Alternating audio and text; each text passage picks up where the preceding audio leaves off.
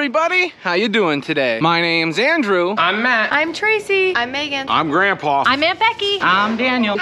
And we're some of the Veggie Boys.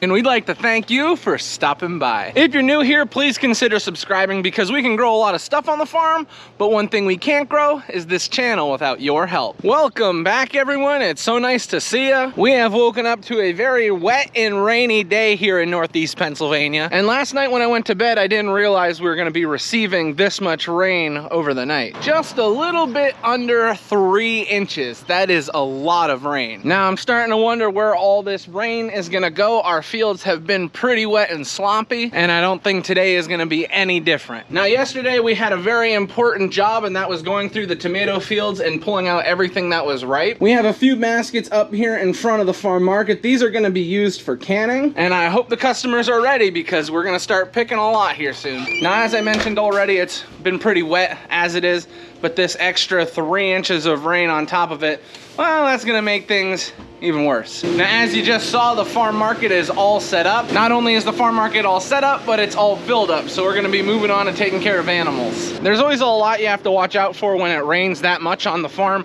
One big thing though was our irrigation pump that we had left out by the creek. Let's just say this morning it was halfway underwater. We got there just in time to get it pulled out. If we would not have got there in time, ooh, it could have been bad, but we got there in time, so crisis averted. But anyway, first things first with the animals this morning is getting the cattle all taken care of. So I'm gonna climb up in the 100 and get it hooked to our silage wagon so that we can start unloading. I don't know who parked this in last night, but thank you.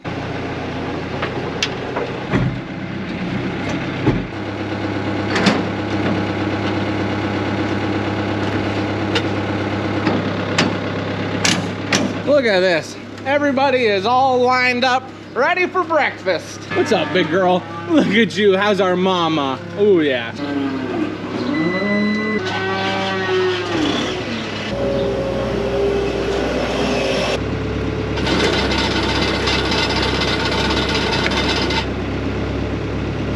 Silage has now all been dumped in for the cattle and they only need grain. A big concern we've always had down around back is drainage.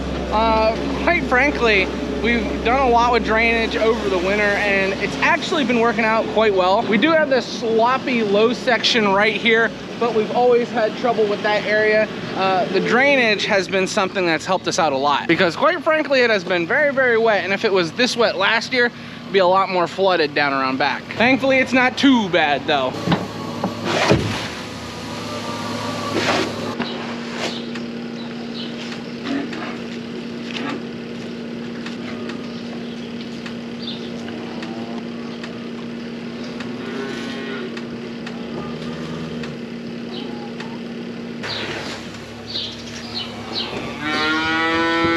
Just doing a quick walk around to make sure all the feeders look good. Yeah, everything looks good. Even though I may not record as much of the animals in summertime, we still make sure to do all of our checks and have a close evaluation of each animal. I go into that in a little more detail in wintertime, but for now, we still do it. I just don't talk about it as much. Calves are all taken care of. We just got the eggs collected and the chickens fed. So animals are done for the morning. On to the next job. The side-by-side is now all loaded up and we're on our way out to the fields. We've got Matthew, Mom, and Dad.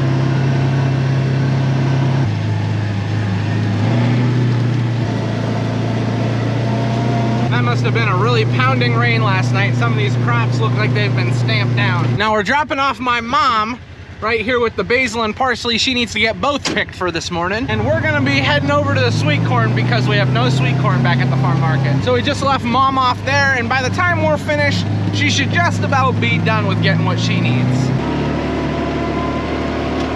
Now, thankfully, we don't have any orders for sweet corn because we are running low on our last patch here. And the next place that we're gonna be able to harvest sweet corn from is currently a swamp from all this rain. So hopefully this will be able to last us a day or two, this planting that we're in. Because if it doesn't, well, we'll have to figure something out. We'll have to put the waders on for getting the sweet corn.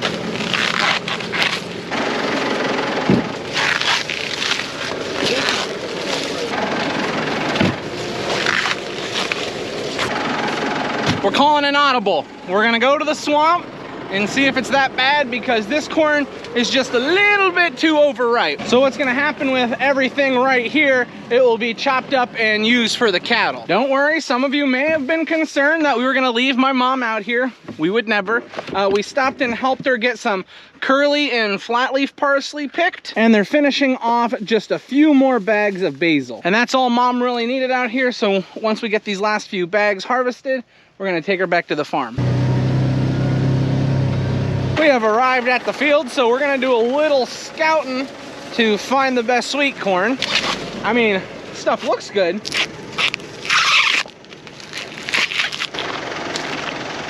That tastes pretty good. I think we found where we need to be. We got a nice little spot here. We'll go out through the field and see what we can find. Like butter coming off there.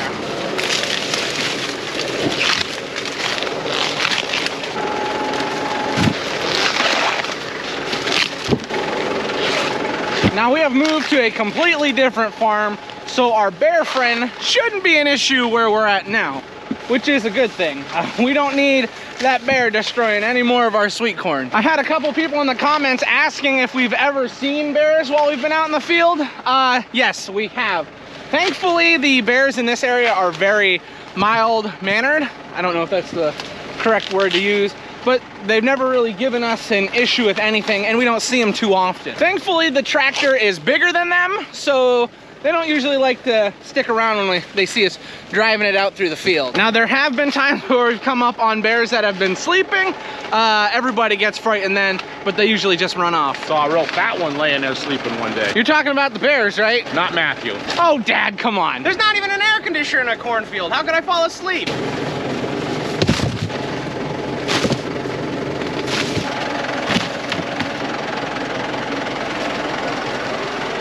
Take a bite, Matt. How's it taste? Delicious. Dad said there's a lot of corn here, so we're going on a little walk to see how much there really is. You know, Dad, I think there's a lot of corn here. Everything's looking really, really good. We just got down to a section of field where it's not ripe yet, but by the time we're finished harvesting these few previous plantings, it'll be ready to go. And our sweet corn of choice for this section of field that we're in is a nice fat ear, a variety called Montauk. Some of you may know Montauk. We talk about it every single year, it seems like. But Montauk is one of our favorite varieties of sweet corn, and it's easy to see why. So it seems that we're okay with this section right here. It's not too wet, but I know for a fact there's probably running water down there. It gets bad. I think we sunk the combine in here twice last year. Or was that the year before? I don't know. We sunk the combine a lot last year, I know that. We're just doing a quick drive around at this farm where we had our sweet corn planted. We have a lot of field corn planted here as well. And it's looking really, really good. There is some wet spots here where the field corn did not grow as nice. But from what we can see, it's looking pretty good. Now, we had to deal with bear damage at home, but at this farm, it's most likely gonna be deer damage because there's deer everywhere. And what the deer like to do is they go in and bite the silk off the top of the cob.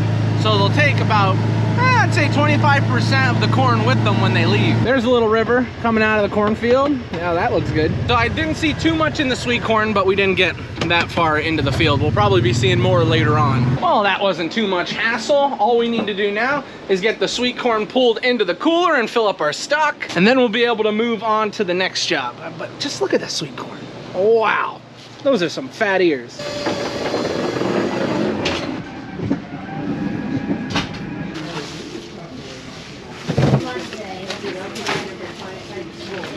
We just got hooked up to our wagon, and now we're on our way back out to the fields.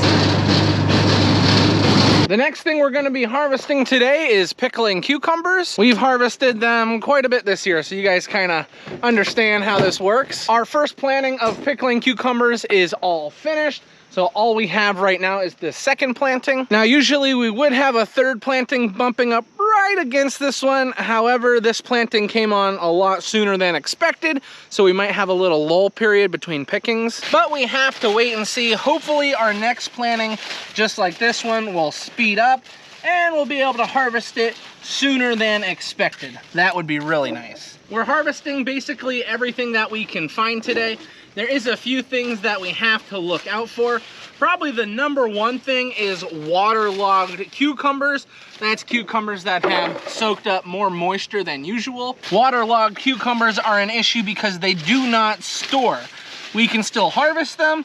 The only thing is they need to be sold within the day or the one that follows. So for early orders, it's not too big of an issue. But if we need to store them for any amount of time, oh, that's where the dangers come. But we have orders for pickling cucumbers today, so hopefully we can get everything filled and we can make sure that we harvest some really nice vegetables for the people that live in our local area.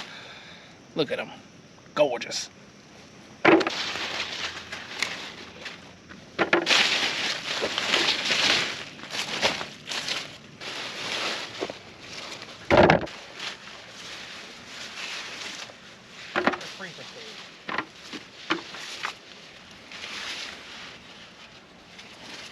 You know, I believe we are in full swing when it comes to harvest. We're not into the peppers completely yet, and we're not really into the tomatoes, but we've been picking quite a bit of stuff, and people always like to ask, you know, how do our backs feel at the end of the day, or how do our backs feel after we've been harvesting for a while? And I think it's a good time of the year for a back check. Dad, how's your back doing? I'm good. Daniel, how's your back doing? Back's good. Matthew, how's your back? Today I'm good. What? And I think I feel pretty good. The only time your back really starts to bother you is if one, you're doing something and you hurt it, or two, early in the year when you're not really used to picking yet. Once those muscles get warmed up and they kind of remember what we do for a living, then it's easier on you. But you do have to take care of your back when you're lifting stuff. You don't want to be silly. And when you're moving things around on the farm and doing this job, you're just careful. You don't want to do anything unnecessarily that's going to hurt yourself, because if you're hurt, not only does it affect you, but it affects everybody else on the farm.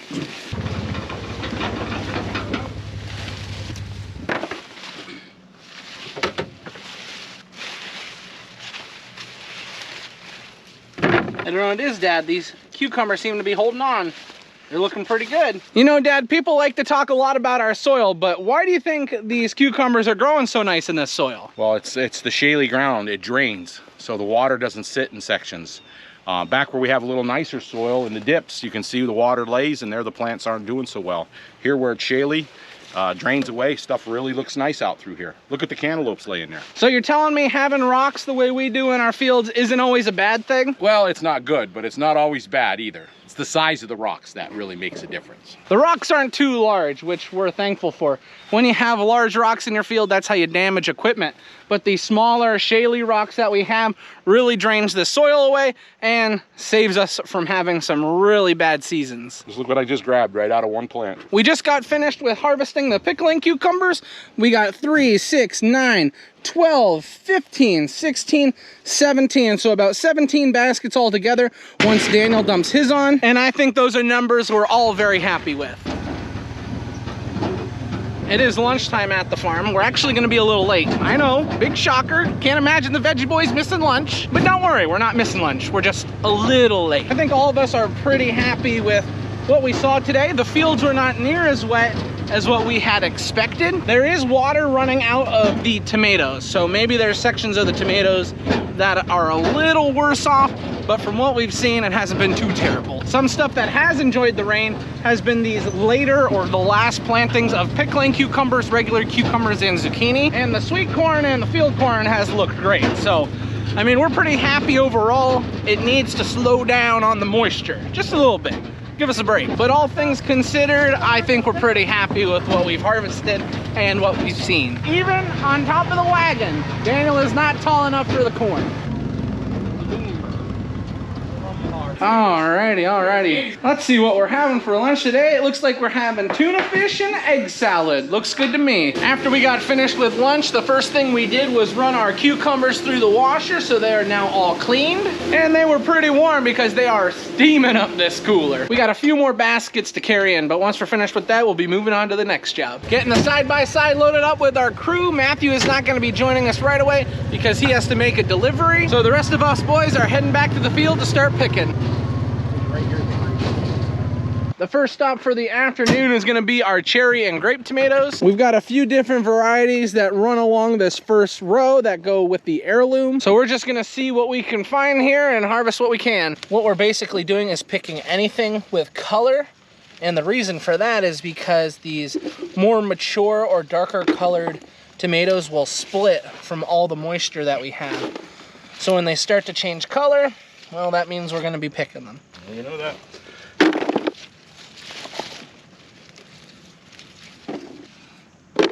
Here's the concern with all the rain. This is what happens to the tomatoes. When we get all that rain, it splits them. We got the red grape all harvested. Now we're moving down to the orange cherry. Oh no.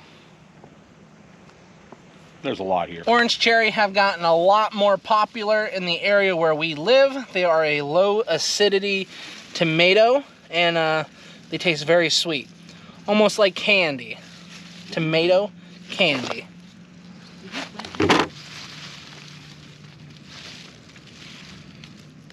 Doesn't matter how deep in the plant you go. There's always more further down.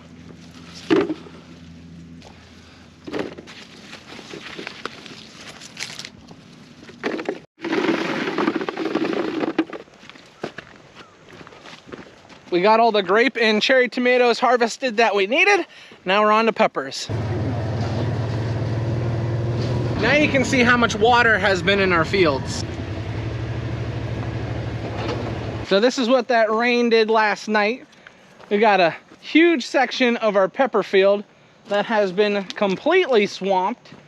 Now this was a wet area as it is, but yeah, it's a lot worse today. And we're supposed to get another inch of rain this afternoon. So I mean, if we're not gonna get muddy today, we'll definitely get muddy tomorrow. Pretty sloppy out here.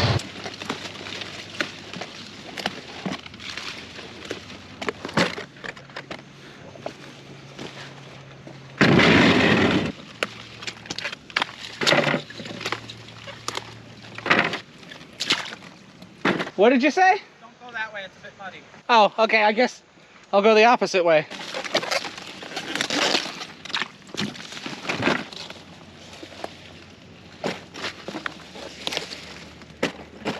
This is definitely the day you do not want to slip and fall out in the fields. That is for sure. We just got the Italianelle all picked. Now we're gonna be moving on to the Cubanelle. We're in a spot of field that usually drains pretty well, so I'm shocked that there's this much water just sitting there.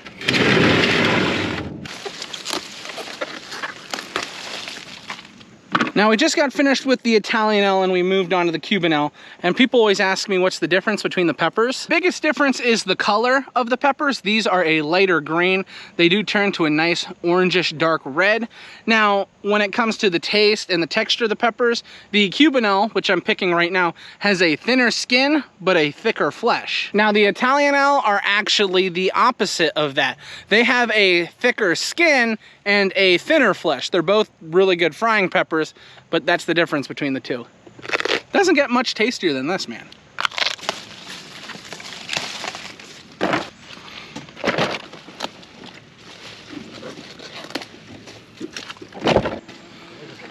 Just finishing off the last basket of Cubanelle. So now we've got the Cubanelle and the Italianelle picked.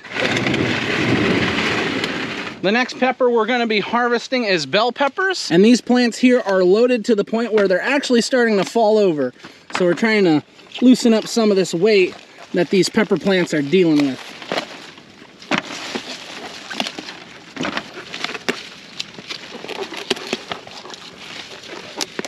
The weather has been perfect for these bell peppers.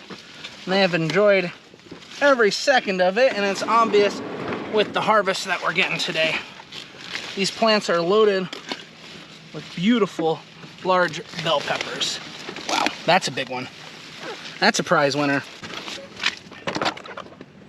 I'll tell you what, there was no way some flooded fields were gonna stop this beautiful harvest. Oh wow, this one like grew into the middle of the plant. Look at the way that grew. Isn't that funky? We got 6 baskets of Italian ells, we got 5 of the Cuban ells, and we just got 7 baskets of bell peppers. Now we're not finished with harvesting peppers quite yet for the day. We are moving to a different section of field. We need to grab some hot peppers. So we're gonna get started with the hot peppers. I know right off the bat, Dad is working on 3 baskets of hot cherry, and I'm gonna get started on a basket of jalapeno. Oh my goodness, right off the bat. Look at that fat one. Woohoo, it's gonna be a good jalapeno year if all of them are looking like that. Wow, these plants are loaded. I gotta get down in there. I thought this was off of one plant for a second, but then I realized these 2 plants grew together. I was about to be very impressed.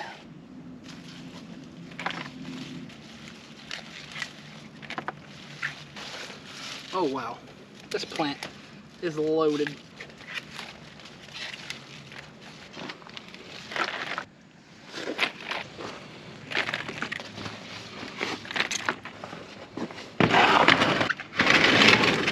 Now that I'm all finished with the jalapenos, I am hopping onto the hot cherry to help Dad finish off. I've almost got my basket full, and he's working on the last one.